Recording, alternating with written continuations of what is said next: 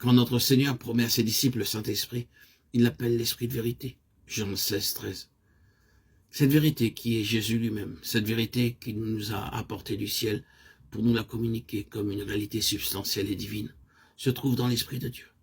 C'est lui qui est l'essence et la vie de cette vérité divine. Et dès que nous nous abandonnons à lui, il réalise en nous la présence de Christ et la vie de Dieu. Quand il nous enseigne la vérité, il ne se borne donc pas à nous donner des paroles et des pensées, des images et des impressions. Nous les faisons parvenir au moyen de tels livres ou de tels prédicateurs.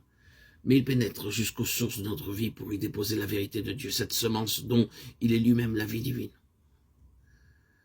À mesure que nous renonçons davantage à nous-mêmes pour cultiver avec amour et foi ce germe de vie, il le développe et le fortifie jusqu'à ce que notre être tout entier en soit vivifié. Ce n'est donc pas du dehors que l'Esprit s'adresse à nous, mais c'est au-dedans de nous. C'est par sa vertu puissante. C'est en effet et en vérité qu'il vient nous révéler Christ et tout ce que Christ est pour nous. Ce Christ qui n'avait guère été jusque-là qu'une pensée, qu'un sauveur en dehors de nous et bien au-dessus de nous, nous devient alors une réalité. Il devient vérité en nous.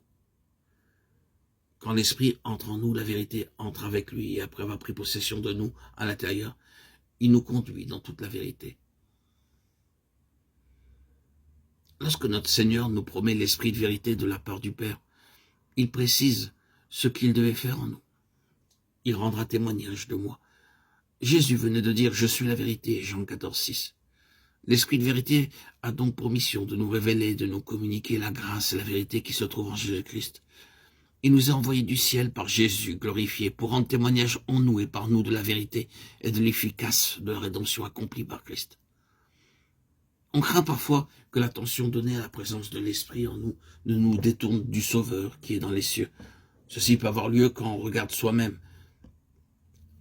Quand on regarde à soi-même, soyons certains que c'est en reconnaissant avec adoration et foi la présence en nous de l'Esprit que nous en viendrons à saisir plus réellement, plus complètement que Christ seul est tout en nous.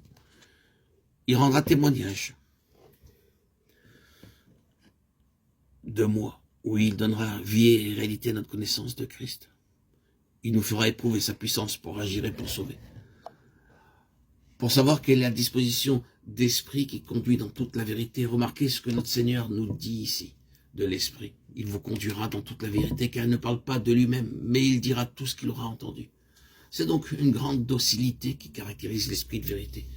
Rien de plus admirable dans le mystère de la Sainte Trinité que cette subordination parfaite de la part du Fils et de l'Esprit, malgré la divine égalité qui les unit au Père.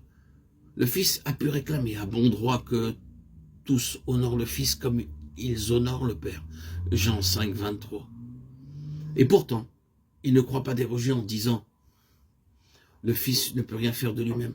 Ce que j'ai entendu de lui, je le dis. » Jean 5, 19, 8, 26. Il en est de même aussi de l'Esprit de vérité. Jamais il ne parlera de lui-même.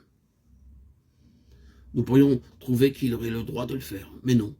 Il ne dit que ce qu'il a entendu.